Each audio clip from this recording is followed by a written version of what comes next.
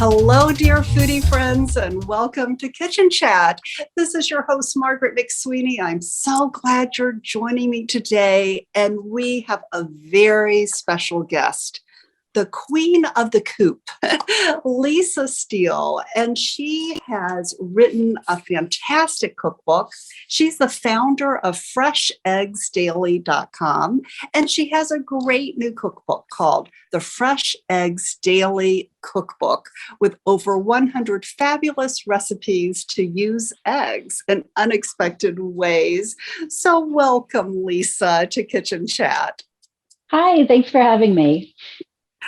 Oh, well, I have been just in awe to learn how many people out there in the United States who are raising chickens. The numbers are incredible. I think I read somewhere that 3% of people in the United States have chickens. So that's around 10 million people. And you have become the expert on raising chickens. And a lot of questions actually have come from some foodie friends of Kitchen Chat who are raising chickens and ducks. So I can't wait. Oh, fun. Those questions. But I would love to hear how you went from finance to the farm. Can you share with the listeners that story? Yeah, it's been sort of a long and winding path, but I did grow up in central Massachusetts. My grandparents raised chickens. I had chickens as a kid. I was in 4-H, that whole thing. And I think when you grow up in a small town, you kind of feel like there's a big world out there and you want to be part of it, when you're 18, 19 years old, whatever. And so I went to college, got a degree in accounting, and went to work on Wall Street. In retrospect, it is not where I belong. It was fun for a couple of years, but I just really never felt that, it was my calling. I was never passionate about it or whatever. So I burnt out pretty quickly. And through a series of events, just kind of went through life without really a plan of what I was going to do per se, but ended up on a farm in Virginia with my husband, raising chickens. It was 2008, 2009. So it was the recession. A lot of people were getting into gardening and canning and baking bread, kind of like what happened in the last 2 years, and purely started as a hobby. It was nothing that I had any intentions of turning into a career. But it just, people were so interested. Facebook was starting, so you could share photos, and I started answering questions. And, I did have this background, whereas I think a lot of people, they might have missed a generation or two raising the chickens. So I had this background in it, and it was something that I just really enjoyed doing, and sort of built this little mini chicken empire without any real plan. But it definitely is where I belong. I kind of came full circle, and I don't know if I would have ended up here if I never kind of left the farm, but it was nice to go away and realize that's where I belonged. I think there are a lot of misperceptions out there about eggs and raising your own chickens and eggs. Can you help demystify the process of raising chickens? And can it even be done, you're seeing, in the urban areas as well as the suburban areas? So if you could share with us some trends and some tips on that. Yes, it is interesting because the last 2 years have almost seemed like 2008, 2009, like Groundhog Day. A lot more people are getting into it for the first time, but a lot of areas are starting to allow chickens, urban areas, as well as suburban, rural. And it's really interesting because people do raise chickens in a little tiny backyard of like a garden apartment, or they're raising them on rooftop gardens. If you think about it, chickens are so small. You don't need 100 of them to feed your family. You can have, 4 or 5. They can live in a coop about the size of a doghouse with not much more space than maybe like one of those dog kennel chain link fence things. So if you have room for a dog, you have room for 4 or 5 chickens. And I think that's really nice because just making fresh eggs available to more people, even if you can't personally raise chickens or don't want to, drive around your neighborhood. I would almost guarantee that you'll see a fresh egg sign because so many more people have gotten into it. And once you raise chickens and you start with the 5 and you end up with 35 and now you have too many eggs and so you start selling them. But it's not hard to get started. It's not super expensive, although you do need to invest a little bit in the coop for them to live in and make sure that it's sturdy and nothing's going to break in and eat them all. But other than that, it's not a huge time commitment, but it's very consistent. You have to be there to collect eggs and feed them and water them and let them in and let them out and all that. So it does take that kind of commitment. Yes. And it's fascinating too within the industry. I know one of my friends here in the suburbs has, I like to call it a Coop co-op. I mean, it's a huge place for the hens and the chickens. And really, there can be an investment on however grand or small that someone wants to make it. And what's great is what the return is. I think it brings you closer, right, back to nature, and instead of having to go to the grocery store to the egg cartons, you just go to the coop. If you could share with us, why is it that fresh eggs are so special, and how do they really compare to what's in the egg cartons at the grocery store? Yeah, that's a really good question. And I think once you have started raising your own chickens or you get fresh eggs from a farmer's market or a specialty market and you see the difference, it's hard to go back. It's really hard for me to eat eggs out, if I go somewhere or if I'm staying in a hotel or something. Fresh eggs the whites are so much thicker. The yolks really stand up. Depending on what the chickens have been eating, if they've been out in the yard eating flowers and bugs and things, the eggs are just going to have so much more taste. The yolk is going to be super orange.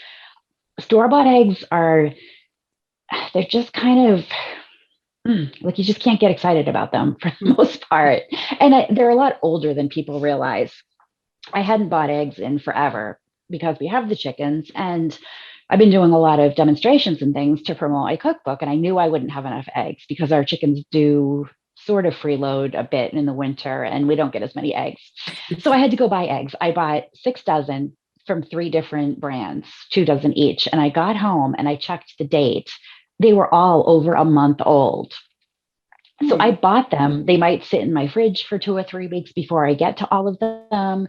So I don't think people realize exactly how old store-bought eggs are. They can feed the chickens things to make the egg yolks orange and make the eggs look really good, and they can do all that kind of stuff.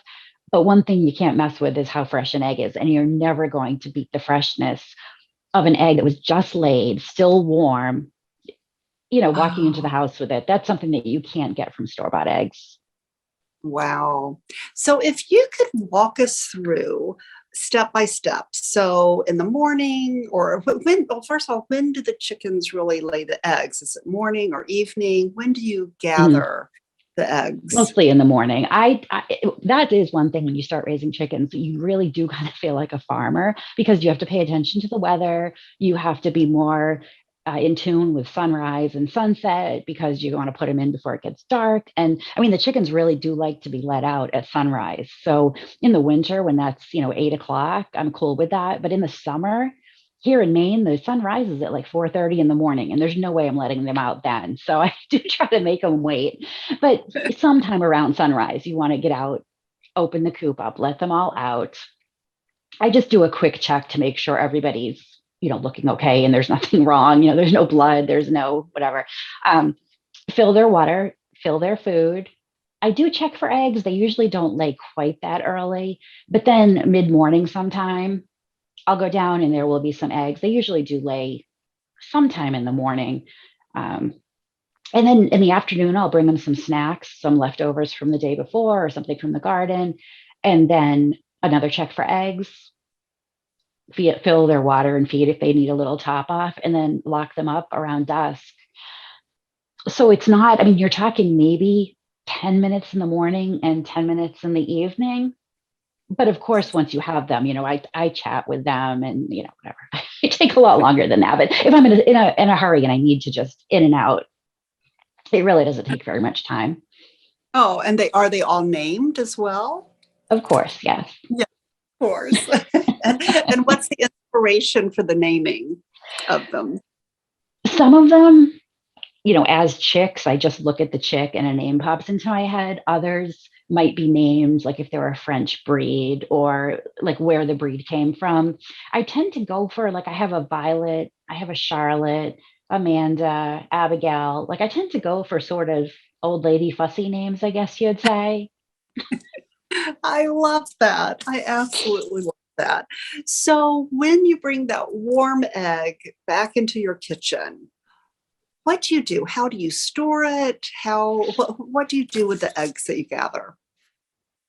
Sometimes I treat myself and I eat it right away. Like that'll be breakfast. But other times, when we first started out, I was super organized and I had cartons in the fridge and I would write in pencil on the egg when I collected it.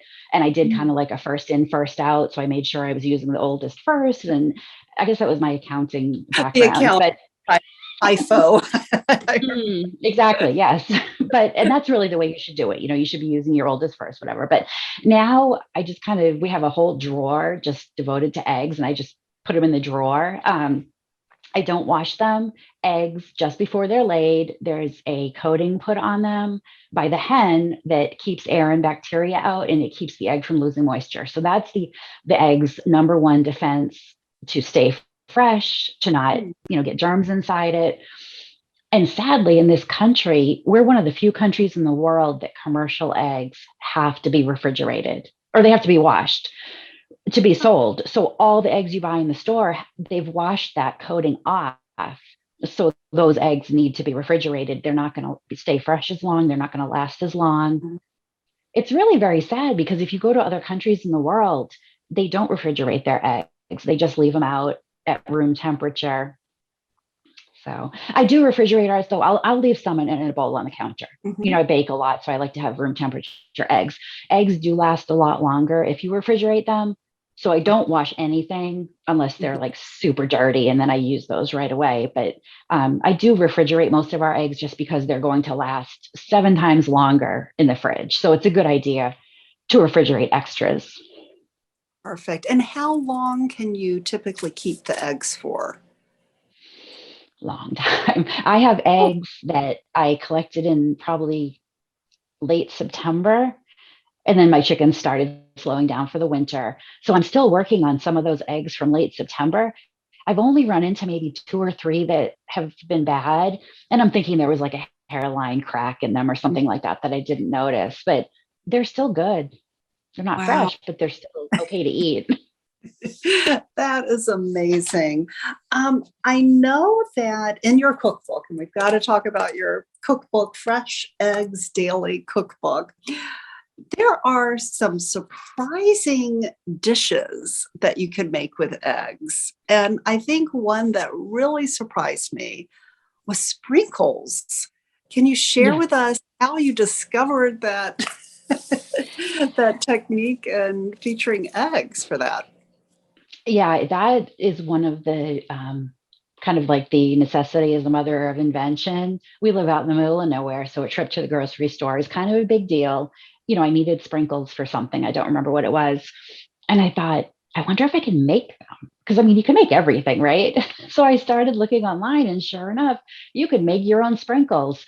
They do have egg whites in them, and they're super labor intensive. They take a very long time, but it was kind of fun. And the nice thing, I actually, after I talked to a couple people, and I think there was a reason why they couldn't use store-bought sprinkles. There was something in it, whether it was the food coloring or some preservative, and their kids couldn't have them. And I was like, well, you can make your own. They're all natural. You can use like plant-based food coloring, and then you can put extract in them so you can flavor them with almond or vanilla or blackberry or orange or whatever to match the colors of the sprinkles. They actually Oh, taste really good. that is so much fun. I love Hmm. that. Um, so let's also talk about the mistakes that people make when cooking with eggs. I was surprised by some of those, and I admit I am making some of Really? those mistakes. If you could share with the listener what not to do. I think the biggest mistake people make is they cook their eggs too fast and they overcook them. Cooks eggs cook super, super quickly, so you should cook them on low heat. And say you're scrambling eggs, you should take them off the heat when they're still look a little bit wet and shiny, because they're going to cook even after you take them off the heat and get them to the plate. And there's nothing worse than like when you go to a hotel and they have that tray of the scrambled eggs and they're just dried out, overcooked. So that's one mistake people make. I think another mistake with scrambling eggs is they crack the eggs in the pan that's already hot and then start to whisk them. And it's going to be hard to get those clumps of egg white because they're cooking as soon as they hit the pan. So you want to whisk them really, really well before you even toss them in the pan to get a lot of air into them so they're nice and fluffy. Okay, I am going to start doing that in my kitchen now. So what surprised you? Was there something particular that Yeah, about the whisking, that surprise. Then also, I think I saw something about you don't want to season it before it's cooked. And I know that what I do is put the salt and pepper on it before I cook it. So, Well, okay, so that's sort of a personal preference because when you add salt to eggs, it weakens the protein bonds. So your mm, eggs are going to be softer and they're not going to be like if you like curds and you like eggs that really kind of hold together, then salting them as you're whisking them probably isn't a good idea. The one thing you shouldn't do is salt them while they're cooking because it'll draw the moisture out of them, kind of like when you salt a colander full of tomatoes or cucumbers. mm, So you don't want to do that. So either salt as you're whisking if you really like soft, creamy eggs, and then salt after your eggs are done if you're more of sort of like a curd chunk type soft okay. scrambled egg person. Wonderful. Thank you for these great tips. And I'm sure our foodie friends are going to write those down too. Well, speaking of foodie friends, I was so excited to hear from Chrissy. She was raising, once again, her husband had built this beautiful Coop co-op, I guess, once again, in their backyard. She has since moved, but she did have questions. She said, what do you do when the temps drop below zero? Because we're in Chicagoland area and it gets really, really cold. And Mhm. just a big question about the winter. And do you change their diet in the winter when they can't free range? That's a good question. We live in Maine, so our Mm. temperatures do go below zero as well. And the funny thing to me, a lot of people don't realize the difference between below freezing and below zero. Somebody actually asked me what the difference was before, and I was like, well, freezing is 32. That's not even cold to a chicken. Like chickens don't even blink an eye when it's 32. Below zero, there it's cold. And really Mm. all I do differently, I put a thick layer of straw on the floor because it's a super great insulator. So it's going to keep the coop warmer. Um, if you have a large area and not a lot of chickens, you can also stack straw bales along the walls to kind of insulate and take up a lot of that dead air space. Chickens are really good at staying warm. They emit a lot of body heat. So 10 chickens emits as much heat as a regular light bulb. Wow. So if they have if they have a space that's the right size for them, if you live in a cold climate, a huge area is not great for them. You should have an area that's just big enough for the number that you have. But they really do a good job of keeping it warm. I don't heat my coop. I don't have lights in it, and it's normally about 20 degrees warmer than the outside temperature. So if it's 10 or 15 degrees out, my coop might be 35, getting close to 40 degrees, which is perfectly comfortable for them. I feed them scratch grains, which are just basically mixed grains, corn, wheat, oats, whatever. Helps them stay warm. They digest them overnight when they sleep. But other than that, I really don't do a whole lot different. Their chickens are pretty cold hardy. As long as they can have a place to go in where it's not windy, where it's dry at night, they're fine. Great. Well, good to know. I'm sure Chrissy will be thrilled to hear that. Another question that came in from Pamela. She said that you are her number one source for duck raising info. She has beautiful ducks that she raises here in the suburbs. She wanted to understand about duck versus chicken eggs, if you handle it all the same way, washing, not washing, that type of thing. That's a really good question. Ducks are kind of messy. They lay their eggs sort of whenever and wherever. So a lot of times I'll find them outside in the mud. They like to cover them up. They're just ducks are sort of mischievous. So our duck eggs, I normally do rinse under cool water, rinse under warm water when I Mhm. get them in the house, just to rinse off any dirt, poop, whatever's on them. Duck eggs have a thicker shell, so they naturally do stay fresher longer and they're safer. But yeah, my duck eggs, I normally do rinse off and then I refrigerate them. But as far as cooking with them or doing that, I use them pretty much in the same way, except Mhm. 2 duck eggs equals 3 chicken eggs. So if your Oh, recipe calls for 6 eggs, you'd only use 4 duck eggs because they're that much larger. okay. And can you really distinguish a differentiation with taste between duck and chicken, or not really? I mean, people ask me all the time what they taste like, and they taste like eggs. They're a little Yeah. bit richer. They're higher in fat, so they're really really Mm. good for baking. A lot of bakers like to use duck eggs, Oh. and I have actually used them one for one. Like I'll pick out my smaller duck eggs and I'll just use them one for one in a recipe, and that works fine. But Mm. I'd say they're a little eggier. But in your recipe, you're not going to notice a difference, except things should be fluffier and rise a little better. Wow. And then do you have a favorite breed of chicken? I know you probably don't pick favorites, but No, I actually do have a favorite breed. I One of our first 6 chickens was an Australorp, which is an Australian Orpington solid black. They're really calm, docile, great moms. They'll sit on eggs if you want to hatch chicks. They're really good layers. They lay nice big brown eggs.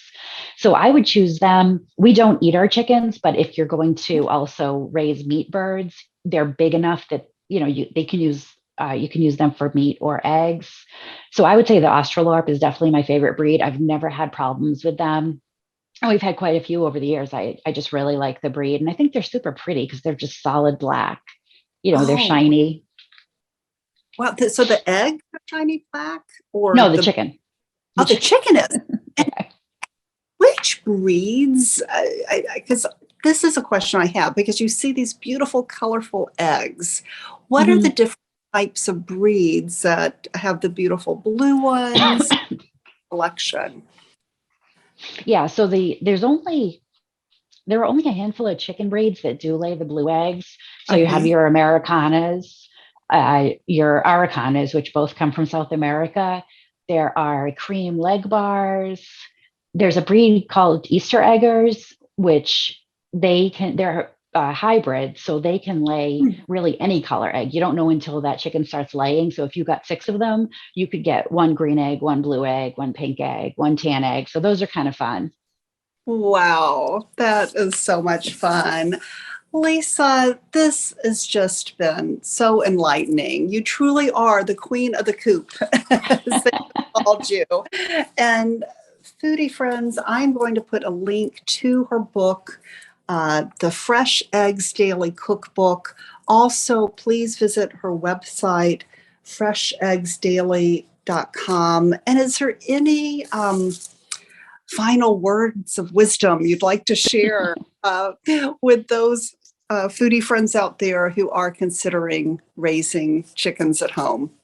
That was actually going to be my advice. If you think it might be fun, or you're interested in knowing where your food comes from and not worrying about it, starting a garden, raising chickens, it's really fun. I do have a ton of information on my website and on my previous books.